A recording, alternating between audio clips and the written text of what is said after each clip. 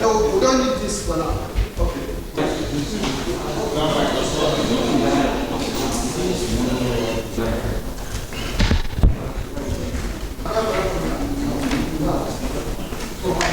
Operational strategy.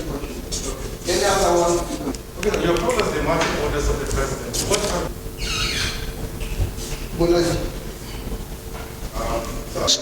Gentlemen of the press, a meeting was just concluded between Mr. President and the heads of the security agencies.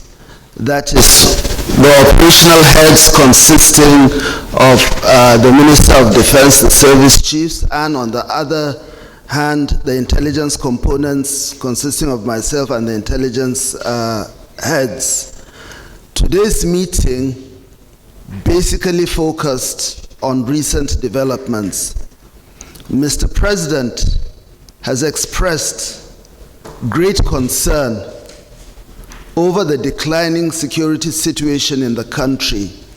He is extremely unhappy about what is happening, and he feels that even though the security agencies are doing their best is not good enough for him, and he wants an immediate reversal of the current trend, an immediate reversal of our misfortunes in all their dimensions.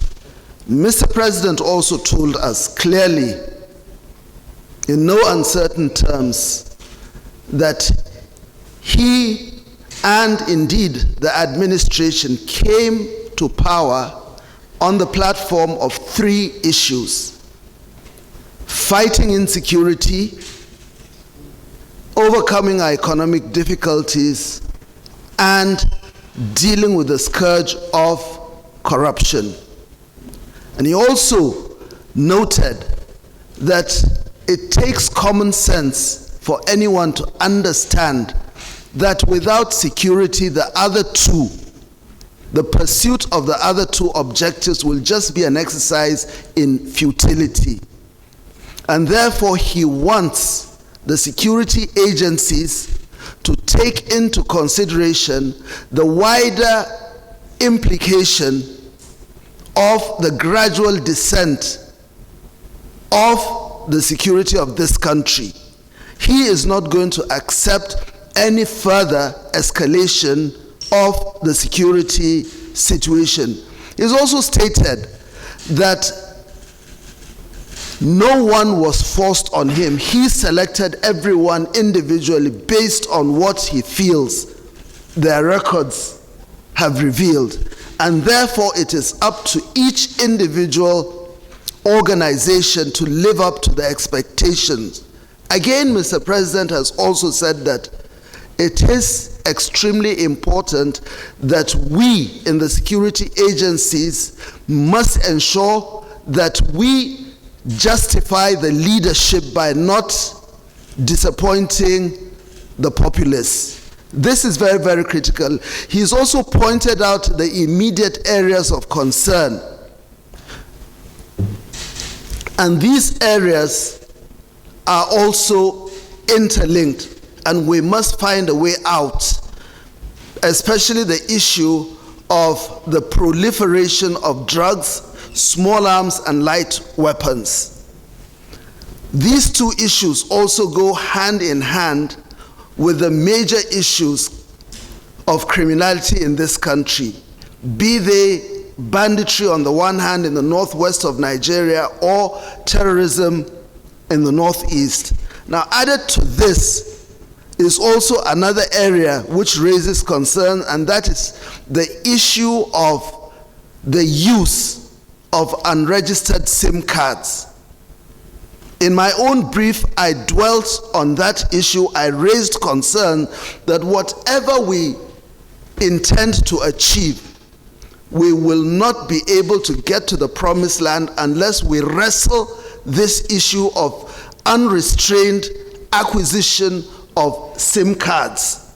Mr. President has directed that I, as a National Security Advisor, should link up with the Honorable Minister of Communications and Digital Economy to work out a blueprint to ensure the irresponsible use of these SIM cards. Of course, I have my colleagues, the Inspector General of Police, the Director General of the Department of State Services, to help in this issue.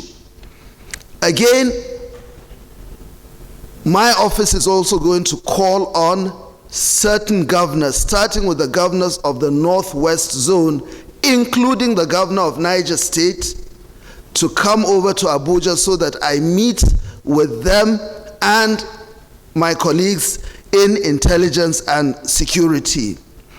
Finally, Mr. President is gravely disturbed about issues of lack of synergy within the security sector.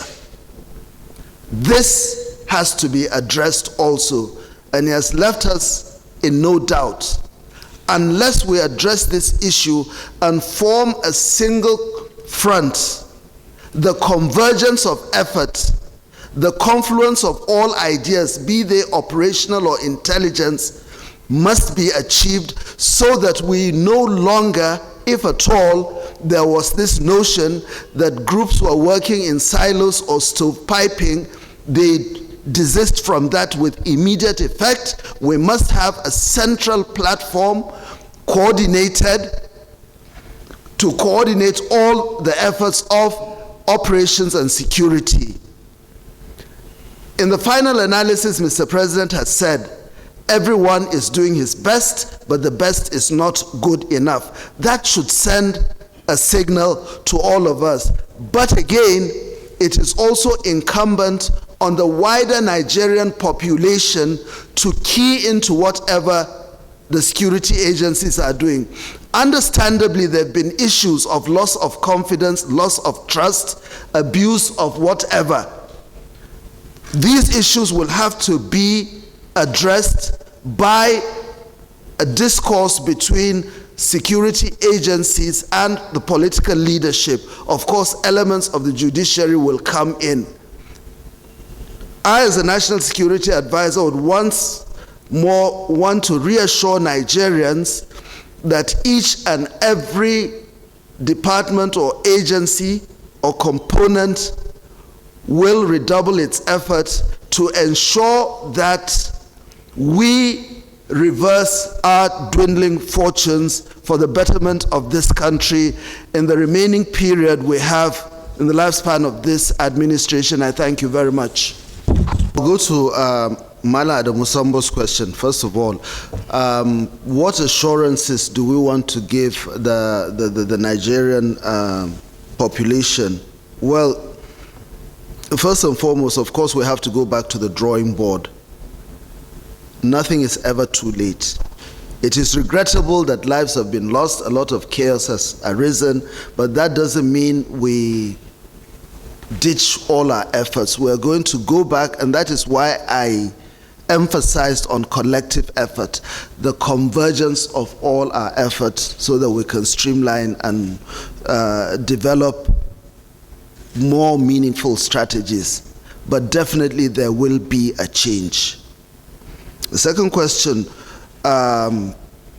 what steps are being taken for changes in the leadership of various? These are issues that only the president can address, not me. I'm just an advisor. And it is up to Mr. President. He has the prerogative to make any change at whatever time he deems fit. Remember, he's the Commander-in-Chief of the Armed Forces, and he is the one who ultimately will take this type of executive decision. Coordination by the Office of the National Security Advisor. Now, there's a lot of flexibility. There are lots of issues of overlapping and interlocking responsibilities. For the Office of the National Security Advisor, its mandate remains the same as before. This, again, is a decision that only the President can streamline, because as the Commander-in-Chief of the Armed Forces, he may deem it necessary to allocate certain tasks and responsibilities to certain organizations, even outside defense and security. So he is going to look up whatever is going to be presented to him by way of a collective effort. I know that the Honorable Minister of Defense is already reviewing the defense policy, and therefore intelligence is also reviewing certain aspects. And I think it is the final document that Mr. President will look at in determining what roles should be played by what organization, what department, what agency. Thank you very much, sir. Thank you very much.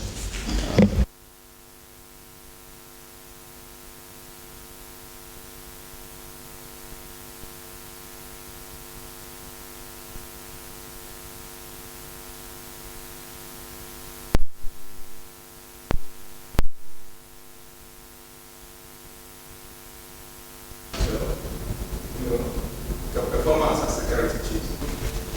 NSA, sir.